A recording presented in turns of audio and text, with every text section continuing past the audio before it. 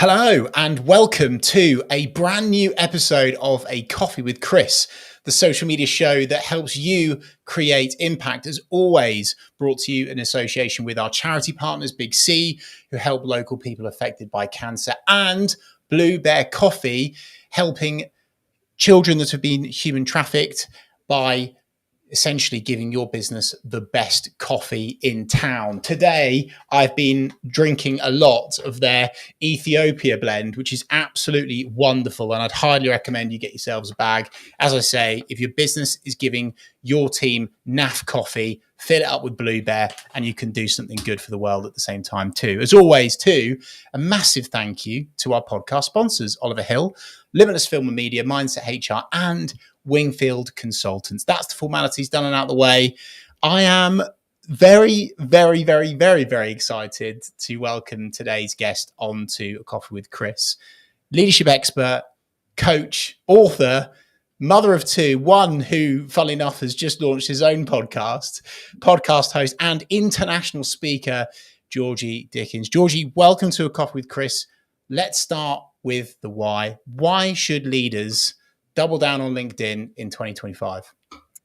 Thank you, Chris, for having me. And just to take a step back, I think it's interesting to share how you and I first met, because we met through my brother, and Norwich City is our connection. And I know my sons are also huge Norwich City fans. And so, again, we have a love of the Canaries, the two of us. And now, to go back to the question you just shared with me, look, I was very averse to social media several years ago. I had no footprint whatsoever. Partly because I have a bit of an obsessive personality, and I thought I'll just get too embroiled in it. And I took a pause and thought, you know what, actually, social media, when used purposefully, when used with intention, it has the power to really transform businesses. It gives you a platform to tell the world who you are. It gives you a platform to be able to share what you're all about, your business, your thoughts, it's just an incredible platform. And but I think when I see leaders do it well, I'll circle back to what I just shared there. It's about doing it with intentionality, doing it with purpose. And when I look at corporates who do it really well, I think I look at the generation of people coming into organizations today, and a big piece is they want to understand about social purpose. You know, how does this organization show up in the world? What are they doing to make the world a better place? And I think that's where social media, you can share those stories, and those stories can have a very flywheel impact very quickly. So when done well, I think it really has the ability to transform. Amazing. Love that. Great start, Georgie. And let's be fair, prior to hitting the big green live button, you said to me, hey, we should actually talk about the fact that you don't have to do it, right? And the other side of the coin. But what I'd quite like to get your take on, Georgie, is in 2025, what if business leaders, especially your clients, big hitters, what if they choose to not do LinkedIn? What could be maybe the negative impact of not having a social media strategy for themselves to become a key person of influence for their sector? Yeah, it's a really good question, and I do see some leaders who have no media footprint whatsoever. And again, it's very purposeful, very intentional. I think when you look at leaders today, their voice, they have opinions about the world, things that are happening in the macroeconomic environment, things that are just generally happening, whether it's wars, whether it's climate. And when you're in a leadership seat, that seat can be highly scrutinized, and the words that you say are evergreen. And there are always two sides to every argument. You have a view, it doesn't mean it's the right view. You could have incomplete data.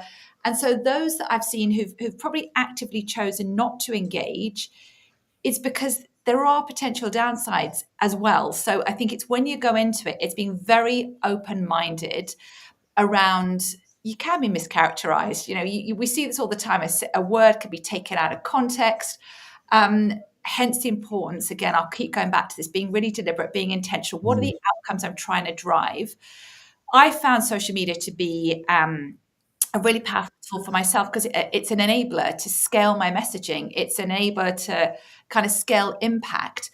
And And some leaders are able to do that without social media. They've got different mechanisms. So there's merits for doing it, and there's merits for not doing it. And it just depends on what is the outcome you're looking to drive. Absolutely. I agree entirely. Of course, I'm completely biased towards doing it.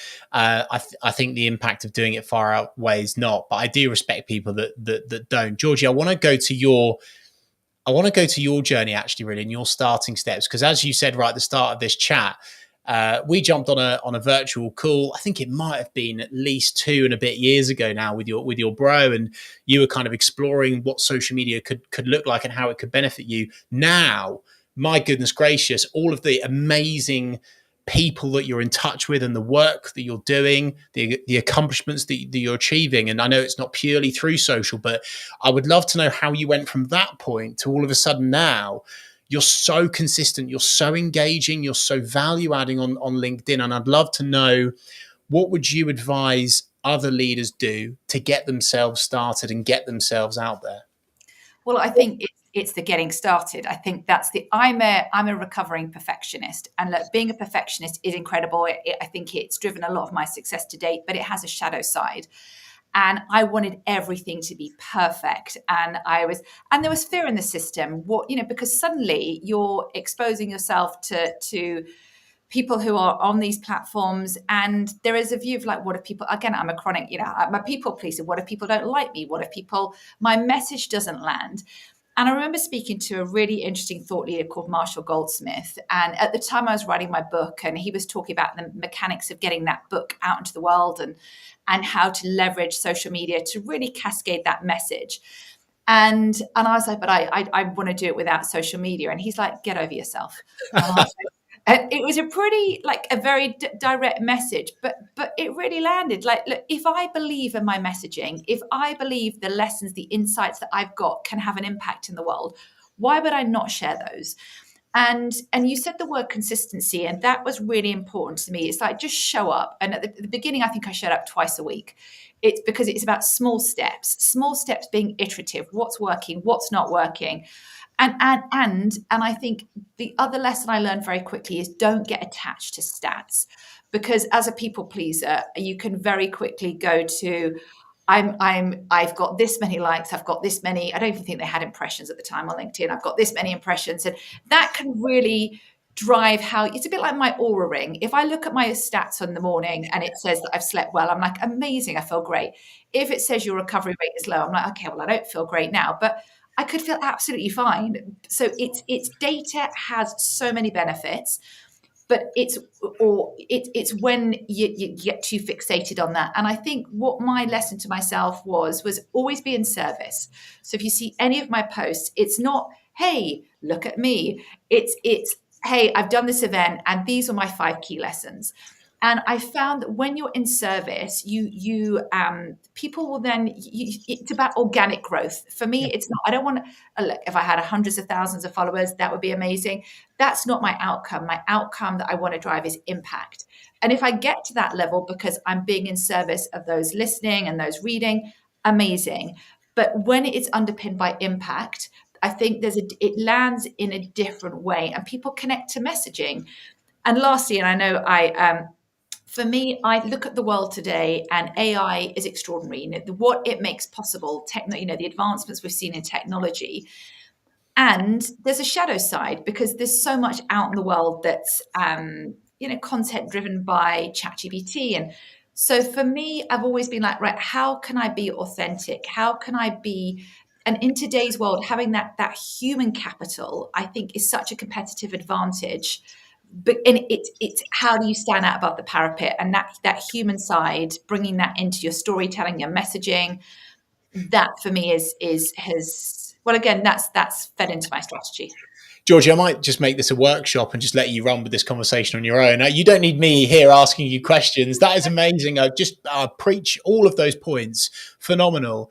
Just one of the things that I'll just kind of take out of that brilliant stuff there was this kind of service piece that you talk about. And we always preach around serving, not selling. And one of the things, and I think, if I remember rightly, you did a TED talk not so long ago, didn't you? I'm sure you did. And one of the great great pieces of content you did over the last few years was it would have been so easy for you to make that all about you. I've achieved it. I've done the TED talk. I'm so proud of myself, da, da, da, da, da.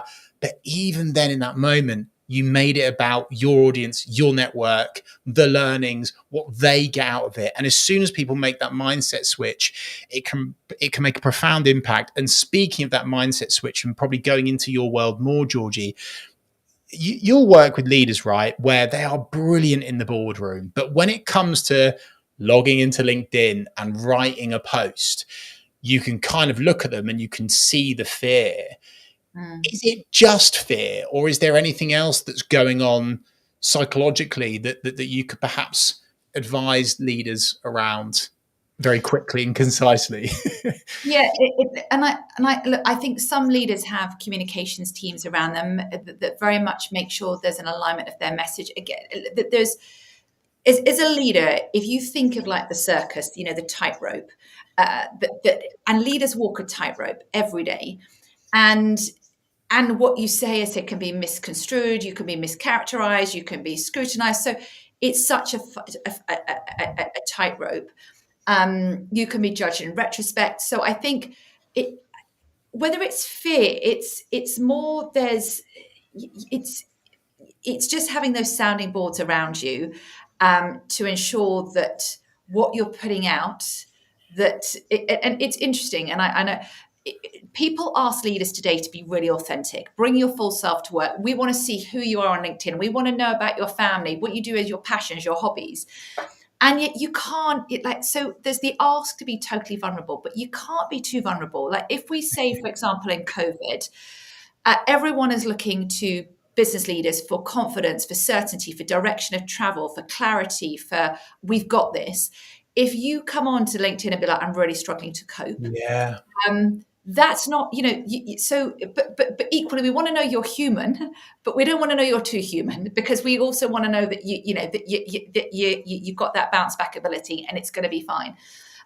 So that's one thing with leaders. There are others who, there's one in particular I can think of, and I love what he does because he puts out when his daughter graduated, he did a little, he spoke about that graduation. And sometimes with leaders, people can see them as avatars because they're so high up in the rarefied atmosphere. You don't get that proximity to them. You don't get to connect with them. And so we can assume that they don't have the same life, challenges and wobbles, challenges of children, aging parents, illness. We can assume that they're kind of immune to that. And when leaders humanize themselves, one of the leaders I work with, he had prostate cancer several years ago, and he was very open about it. And that for me was okay, you are human. And also he used his platform to raise awareness. What are the things you need to be checking for as a male? So again, but he was intentional about that. But I think that when you can humanize yourself, but not humanize yourself too much, hence and look, wouldn't it be wonderful if there was a blueprint? But sometimes it's gut, it's intuition in terms of what feels the right messaging, and knowing that sometimes you'll get it wrong. Thank you for sharing that, Georgie. I think that's required. That's quite Nanny McPhee. It's like the unsexy truth is that everyone's talking about, be more vulnerable, be more authentic. But as a high-flying C-suite exec, there's so much risk. You're walking the tightrope, as you say, that you have to be careful. And that's why it's so important that you have someone to view that content before it goes live, to sense check it. Not too many people, of course, because too many cooks, etc., etc. Again, fabulous points in that, Georgie.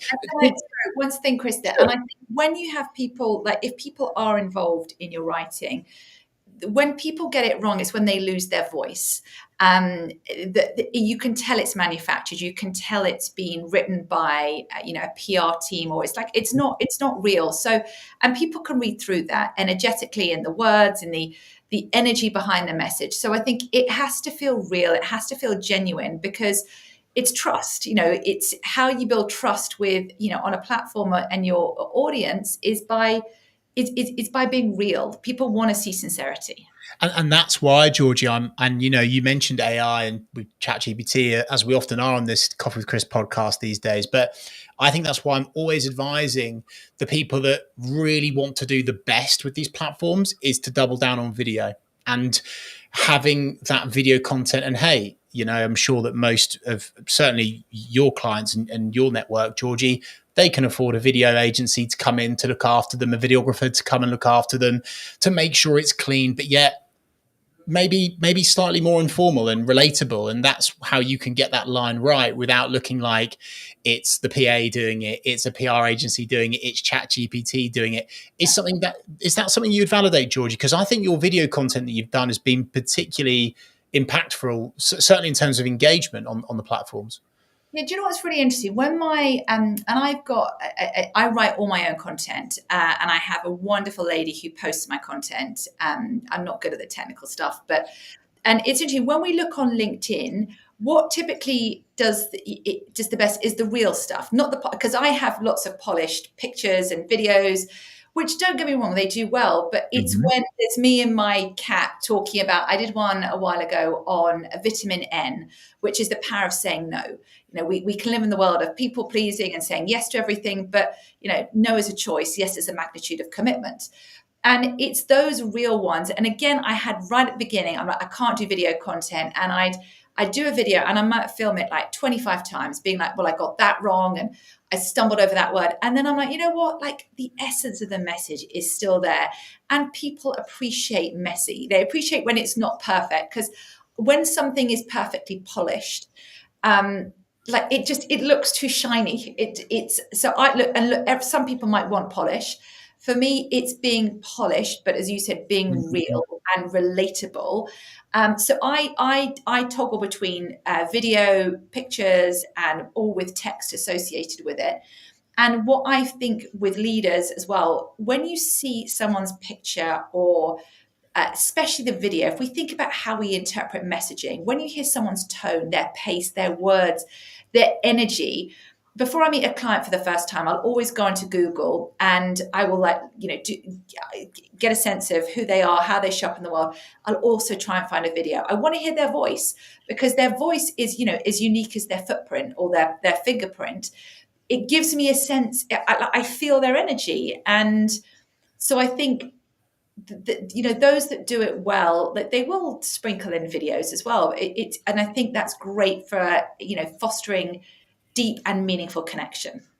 Yes, with you. Aware of time, Georgie. So I'm going to try and quickfire you a little bit. What's been the impact for you personally? Because having watched your journey, as I say, from at least 2.5 years ago to where you are now, documenting, from the TED Talk to the books to the stock exchanges all over the world, you're speaking now. How has social media accelerated or added value to that?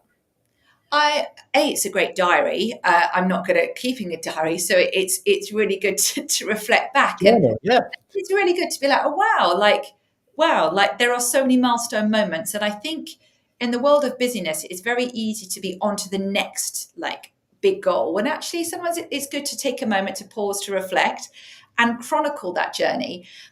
I think for me, my intention with social media has never been, I'm trying to drive more revenue. That's personally for me. It's about, how do I stay at the forefront of people's minds? How do I bring great messaging, great insights of my own? And equally, how do I be the bridge to bring insights from leaders that I work with and help, and put their legacy into the world? And that naturally, so I'm not attached to, I've never been attached to this has to make, build business, but on the back of it, it opens up opportunities, because if people want to do a digital drive-by, let's say I've been recommended to someone and people want to do a digital drive-by of me to be like, right, who is she? Who's she connected to? How does she show up in the world? Let me get a sense of, the types of things she talks about. That can be really additive. So that for me has been, it's just staying forefront, and it's there as a reference if people want to get a sense of who I am. Amazing. The digital drive-by. I'm going to steal that one from you, Georgie. It's so true. And this is why not focusing on vanity metrics is so important, right? being ever present, consistently turning up, so that when someone does do that digital drive-by, you're there, you're serving, you're helping, you're heroing others. That's the way that you do it. Georgie, we've spoken about our shared love for Norwich City Football Club. Why not? Let's do a football analogy here. What are the red cards that you would give for CEOs when it comes to their social media content, where you're like, no, that's a red card offense, that's not good to do? Yeah, when you lose your voice, when you lose it, when it's manufactured, people read through it. People want authenticity, and I know that word is bandied around a lot. I don't look, for me, consistency matters. I think for business leaders, they don't have to show up, every couple of days, but it's about when you've got something meaningful that you want to share. It's doing it and doing it well. So I think certain times it's consistency, other times it's just be very purposeful, be very intentional. What would be another red card? It's just an interesting one. I don't see many. I suppose one of the things that switch me off, it's when someone's trying to sell to me. Never try and sell to me, and I don't think any of the leaders I work with would ever, because that to me just I just have a complete visceral reaction to that. And so it's when people are not. If I go, I love it when people are in service. So if people are not in service, it's all ego driven. It's all about me. That's a red card. Be more like Georgie, people. I love your red cards there. I love all the advice you've shared, Georgie. Time is of the essence, so I'm going to be respectful for that and let you go and do all of the amazing things that you continue to do. Georgie, where can people go to learn more, to connect with you, to buy your book? Like, how can they get into Georgie's universe? Well, look, so I've got a podcast called Stratospheric Leaders, which is on Spotify and Apple. GeorgieDickins.com is my website. Georgie Dickins, and Dickens with an I. People always think I'm like Charles Dickens. He is not a relative. GeorgieDickins.com, LinkedIn, Georgie Dickins, same with Instagram. And as I shared with you earlier, for me, it's always like, how can I be in service? And the messages will chime with those that it's meant to chime with. And if it's not for you, there'll be other great people for them to follow. Georgie, I'm so grateful for your time. Thank you for coming on A Coffee with Chris today. Pleasure. Thanks, Chris. Thank you so much to everyone that's watching live, watching back, listening back. If you've enjoyed this conversation with myself and Georgie, why not leave a comment on social, on LinkedIn, on Facebook, on Instagram, wherever, whenever you're listening or watching. We want to hear from you. And hey, maybe Georgie will be able to respond to you as well with any questions that you might have on LinkedIn Fluence. Let us know what you think about that episode. Give us a 5-star review on all of the audio platforms too. Why not? Thank you for tuning into another episode of A Coffee with Chris, and I'll see you this time